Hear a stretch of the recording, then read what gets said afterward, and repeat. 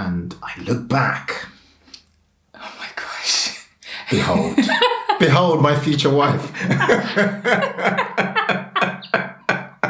Hey guys. Hey. Today is a very special video for us because we have reached 50,000 subscribers.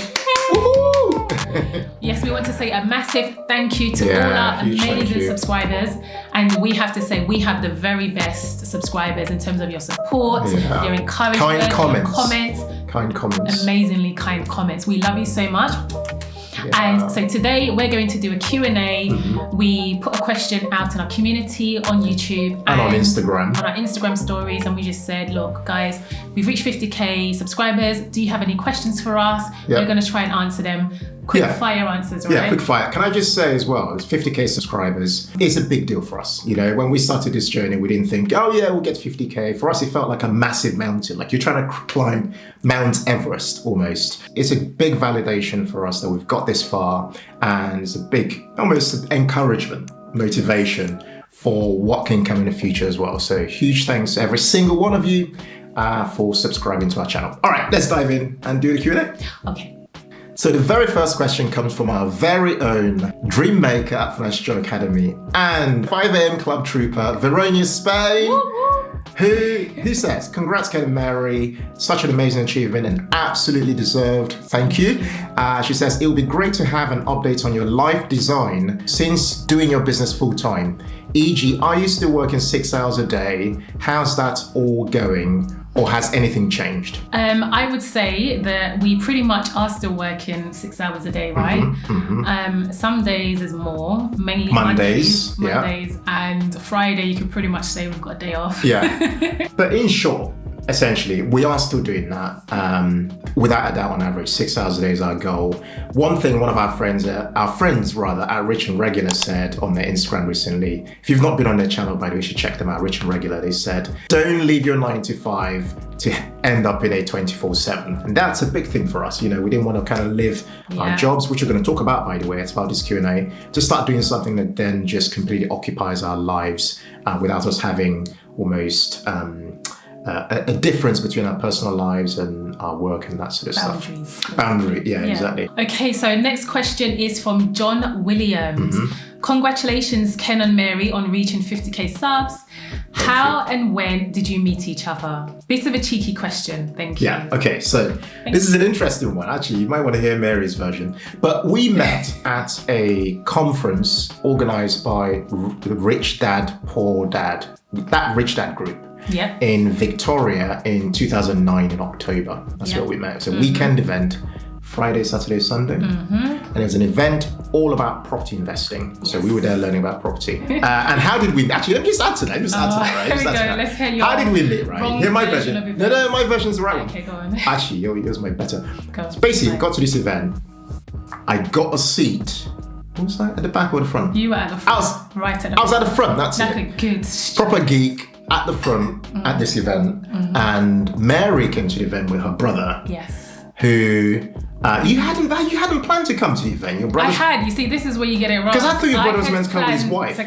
So my brother bought tickets for him and his wife. I was still umming and ahhing, but it worked out that she wasn't able to attend, so I was able to. Because this was the upsell from the free event that we had attended. Did you go to the free event? I can't remember. But anyway. I went to the free event and I also went to the paid event, thanks to my sister-in-law. So anyway, so I'm at the front of this event and I look back. Oh my gosh. Behold. Behold my future wife.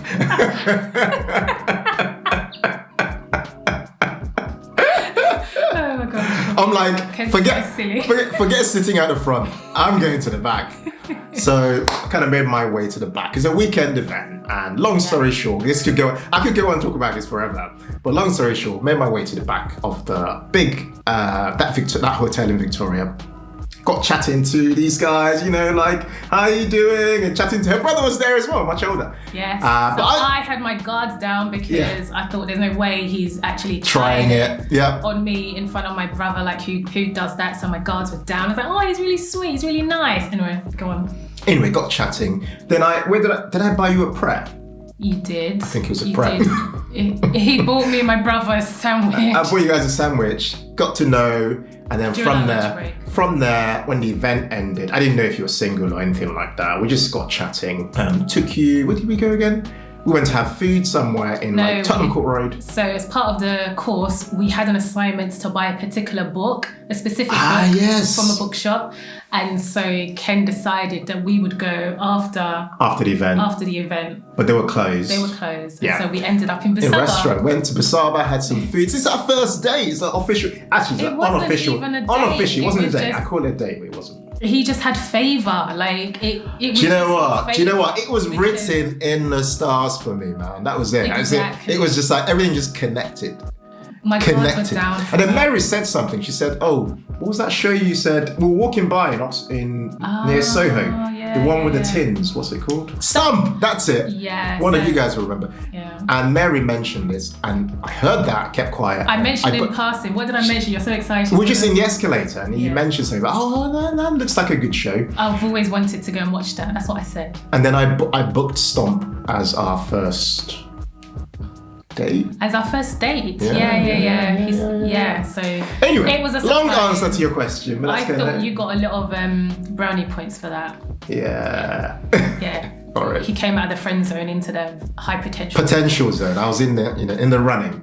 Love, joy, peace. Love that, by the way. Who says, "Wow, 50k is amazing. You both worked hard for it. Well done. What was your best investment to date? E.g., paying off the house early, stock market investments, nest egg, or education and getting a degree, or self-help books. Out of any investments in life, which one are you most grateful for doing?"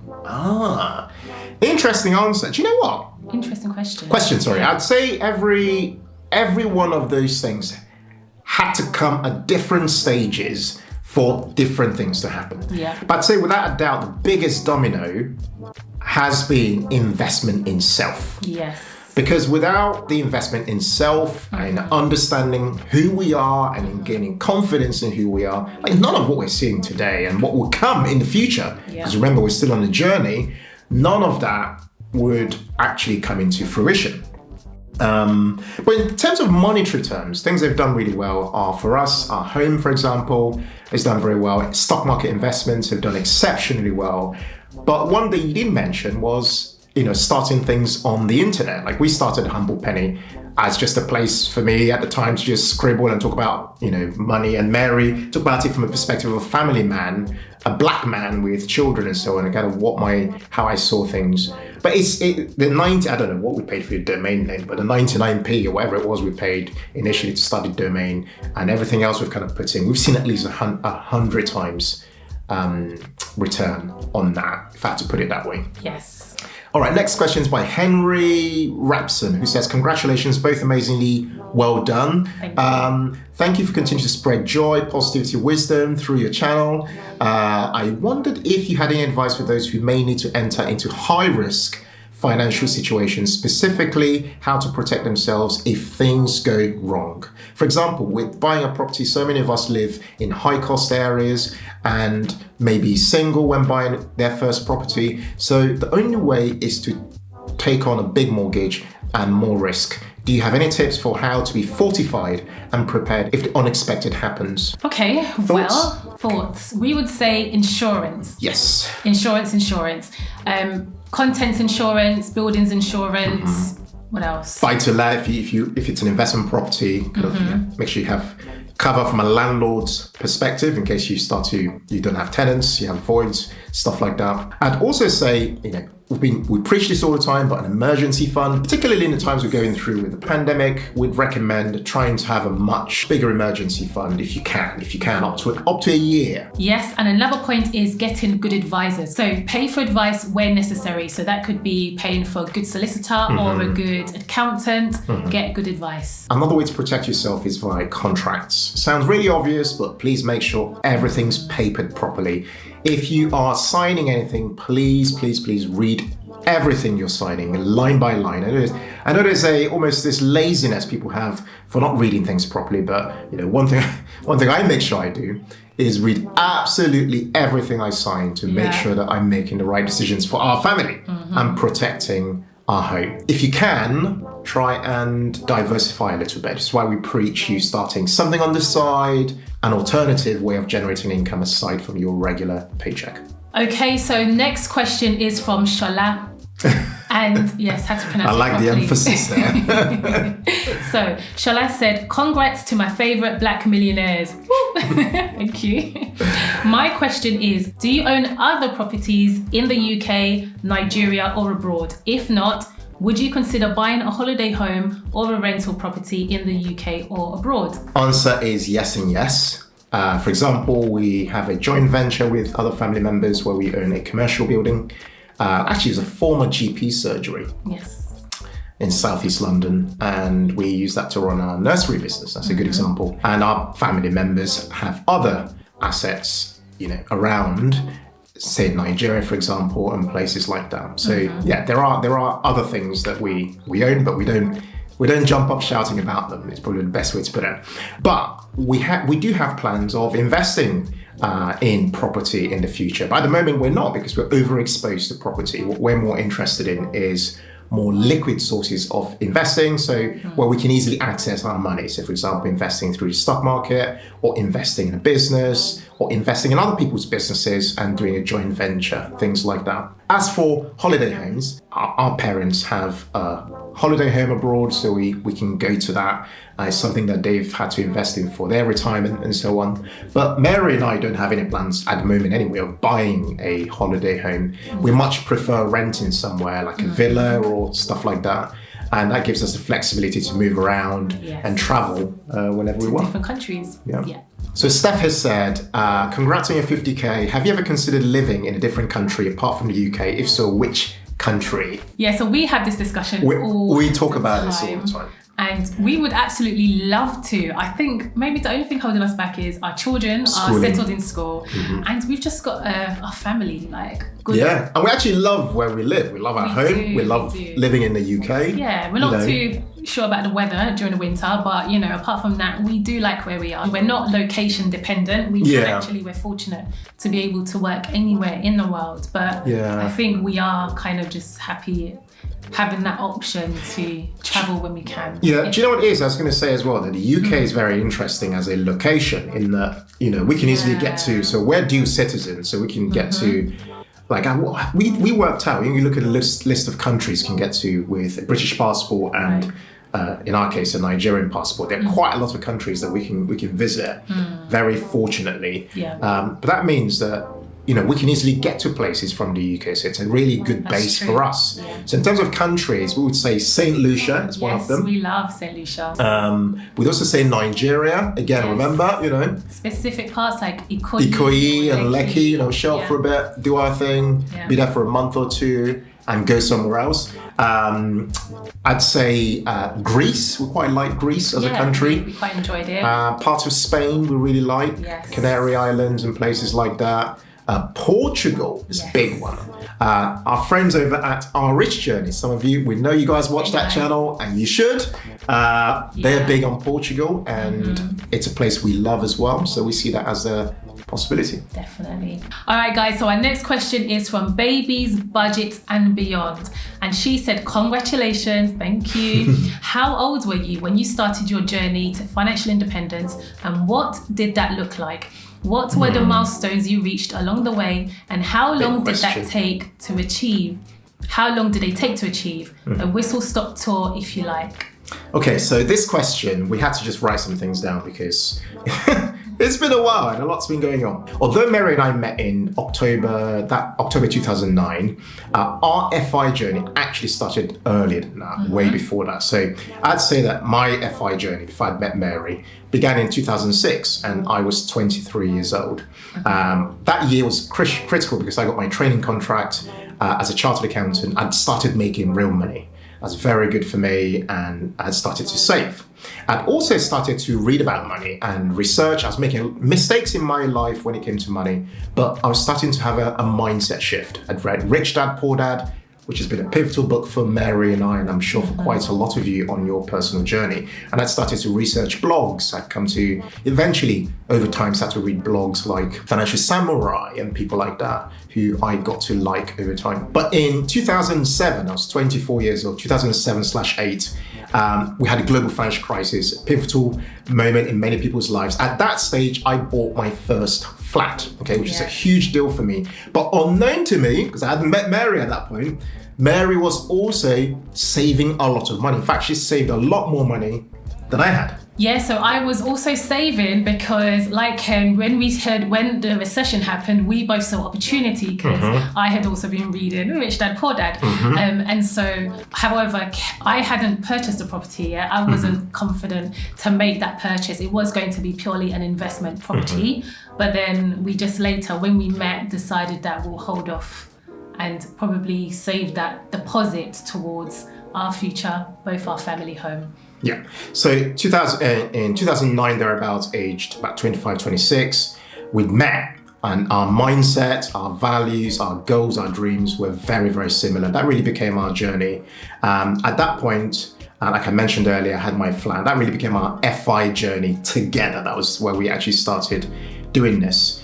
At the age of 27/28, which is 2011, we got married in August. That was it. That was it. It was sealed up, done, married. At the age of 29, we then bought our family home, and that's the home we live in right now. And that's the home that a lot of you who've seen our video about how we paid off our mortgage early would know about. That journey began in 2012.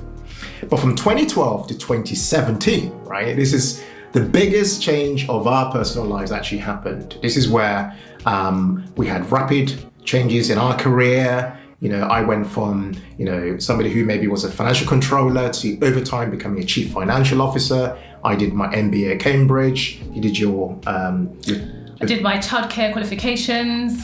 You ran a nursery.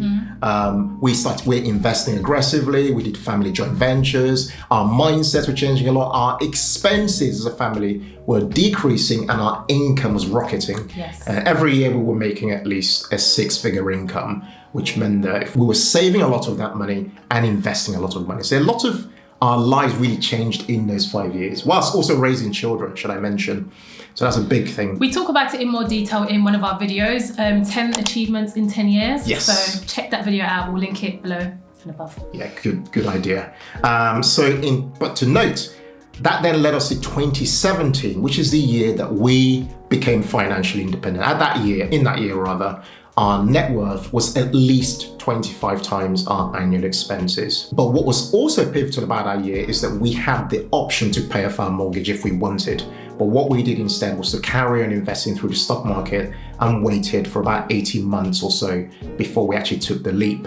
And also in 2017, in December, we began Humble Penny.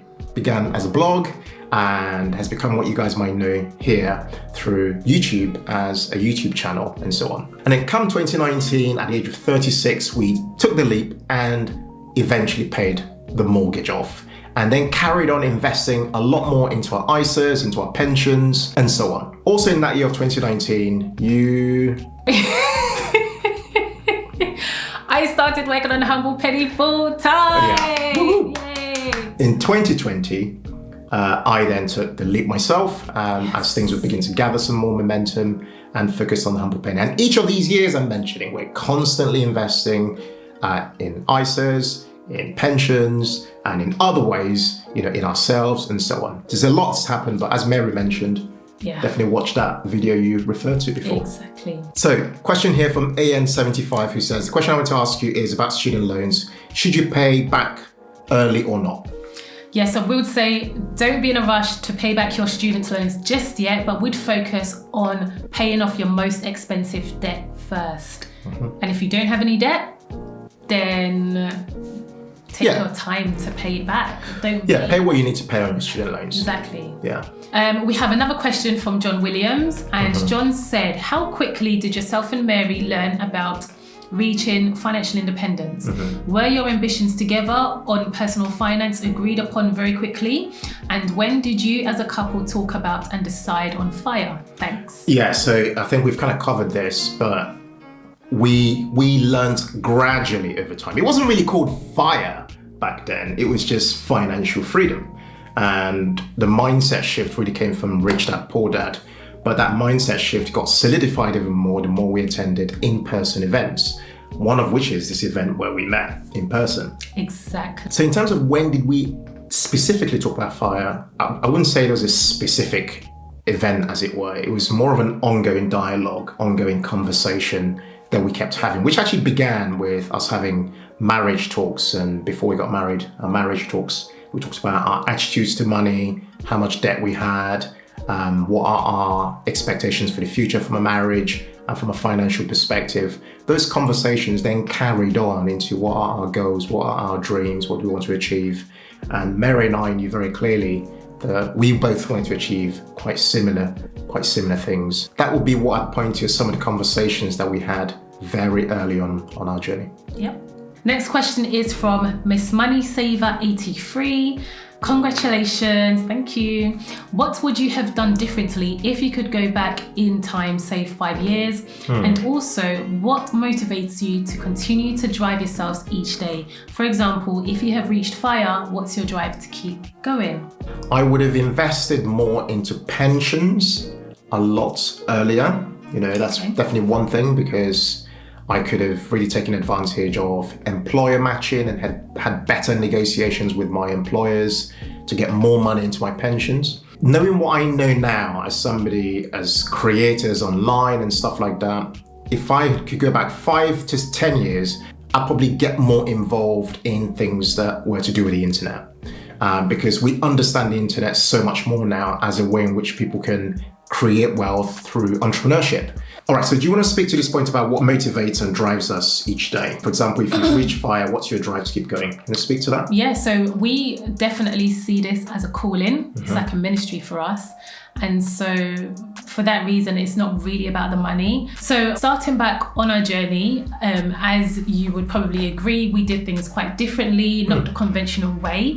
And so what we tended to find, and me especially, is that people would ask me a lot of questions like, Mary, I want to pick your brains. And then it was, Mary, I want to pick your husband's brains. And then it was always like everyone wanted advice. People kept asking the same questions. We kept giving them the same answers. And so we thought, why not help many more people? Because there's definitely something that we're doing that we can teach and other people can learn from. Financial literacy, exactly, that's the key word, without also making silly mistakes that we made. And so the Humble Penny is a platform to do that. Whenever we feel like, oh, why are we doing this?